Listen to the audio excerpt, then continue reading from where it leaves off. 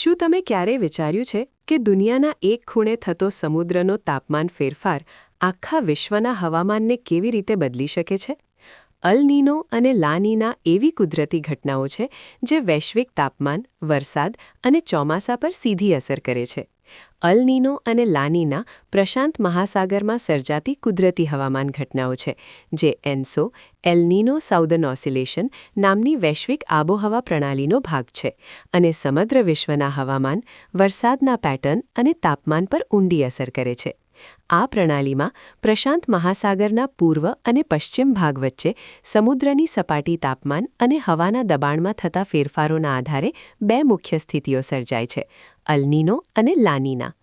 જ્યારે પૂર્વ પ્રશાંત મહાસાગરમાં સમુદ્રનું સપાટી તાપમાન સામાન્ય કરતાં વધારે ગરમ થાય છે અને વેપાર પવન ટ્રેડ વિન્ડ્સ નબળા પડી જાય છે, ત્યારે અલ નીનોની સ્થિતિ બને છે.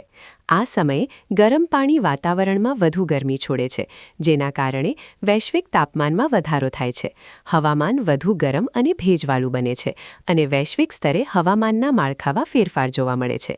અલ નીનો દરમિયાન ભારતમાં સામાન્ય રીતે ચોમાસું નબળું રહે છે, વરસાદ ઓછો પડે છે અને કેટલીક જગ્યાએ દુષ્કાળ જેવી સ્થિતિ ઊભી થઈ શકે છે. આ ઉપરાંત દક્ષિણ પૂર્વ એશિયા, ઓસ્ટ્રેલિયા અને મધ્ય આફ્રિકા જેવા વિસ્તારોમાં પણ વરસાદમાં ઘટાડો થાય છે, જ્યારે દક્ષિણ અમેરિકા જેવા કેટલાક વિસ્તારોમાં ભારે વરસાદ જોવા મળે છે.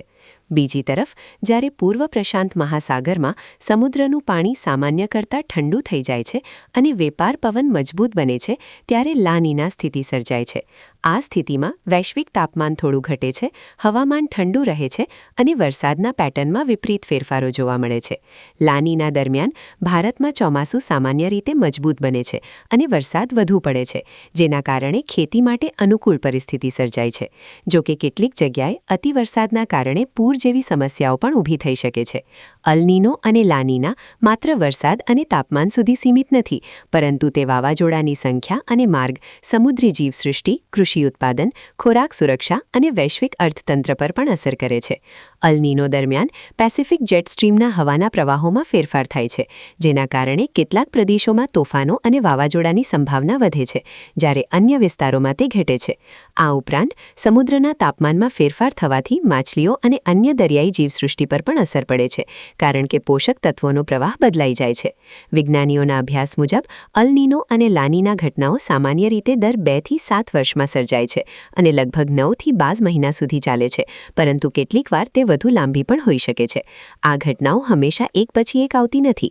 ક્યારેક વચ્ચે તટસ્થ સ્થિતિ પણ રહે છે, જેમાં સમુદ્રનું તાપમાન સામાન્ય રહે છે.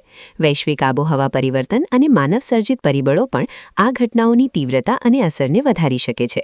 આ રીતે અલ નીનો અને લા નીના વૈશ્વિક હવામાન વ્યવસ્થાના મહત્વપૂર્ણ ઘટકો છે, જે માત્ર એક પ્રદેશ નહીં, પરંતુ સમગ્ર દુનિયાના હવામાનને પ્રભાવિત કરે છે. તેમની સમજ હવામાનની આગાહી, કૃષિ આયોજન, આપત્તિ વ્યવસ્થાપન અને પર્યાવરણ સંરક્ષણ માટે અત્યંત જરૂરી છે, કારણ કે આ બંને ઘટનાઓના આધારે વિશ્વભરમાં તાપમાન, વરસાદ અને કુદરતી પરિસ્થિતિઓમાં મોટા ફેરફારો જોવા મળે છે.